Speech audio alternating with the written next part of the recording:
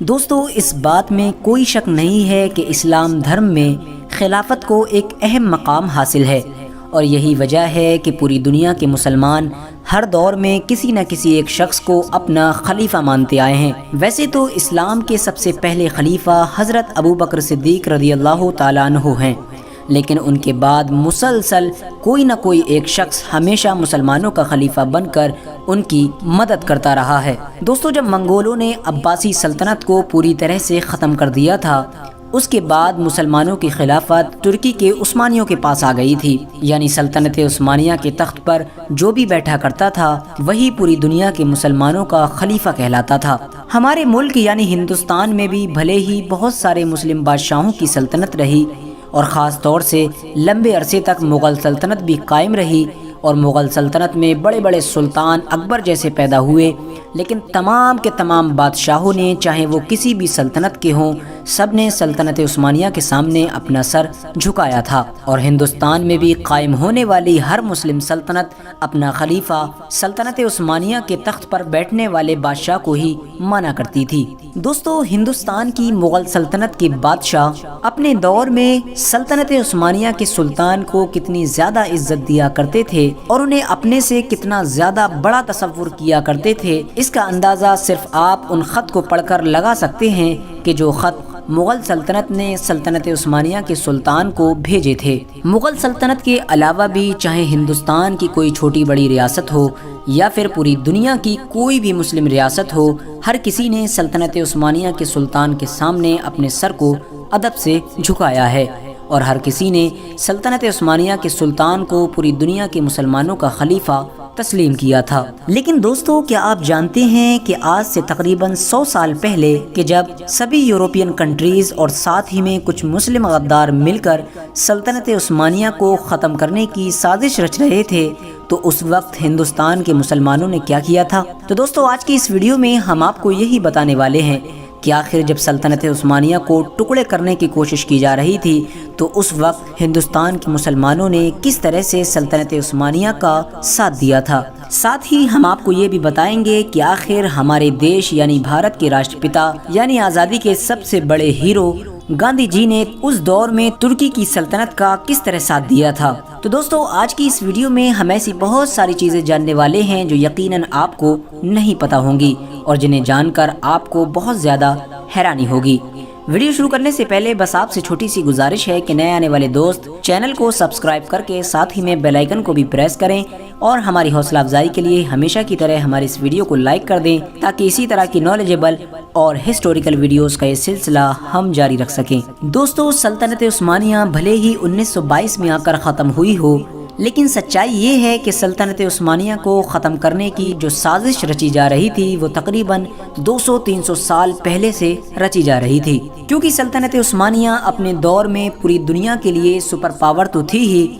ساتھ وہ دنیا کی اکلوتی سلطنت تھی کہ جو دنیا کے ہر کونے میں رہنے والے مظلوم مسلمان اور کمزور مسلمانوں کی مدد کیا کرتی تھی اور ہمیشہ ان کو بچانے کے لیے آگے آیا کرتی تھی۔ دوستو جب فرسٹ ورلڈ وار یعنی پہلا وشو یدھ ہوا تو اس میں ترکی اور جرمنی نے ایک ساتھ لڑائی لڑنے کا فیصلہ کیا، اور اسٹارٹنگ میں سلطنت عثمانیہ یعنی دا اوٹومان ایمپائر نے اپنے دشمنوں کے چھکے چھڑا دیے تھے۔ شروع کے 1-2 سالوں میں تو ایسا لگتا تھا کہ سلطنت عثمانیہ کو اب ہرانا بالکل ناممکن ہے، لیکن دوستو پھر اچانک سے پوری جنگ کی تصویر بدلنا شروع ہو گئی۔ سلطنت عثمانیہ جو اس جنگ میں کافی مضبوط پکڑ بنا چکی تھی، اب وہ اس جنگ میں کافی کمزور نظر آنے لگی، اور اس کمزوری کی سب سے بڑی جو وجہ تھی وہ تھی عرب دیشوں میں اپنی ہی سلطنت یعنی سلطنت عثمانیہ کے خلاف بغاوت ہو جانا، کیونکہ سبھی یورپین کنٹریز نے مل کر عرب دیشوں میں کئی اپنے جاسوس داخل کیے اور وہاں کے مسلمانوں کو بہکا کر سلطنت عثمانیہ کے خلاف بغاوت کروا دی، اور ظاہر ہے کہ جب اپنی ہی سلطنت کے اندر بغاوت ہو گئی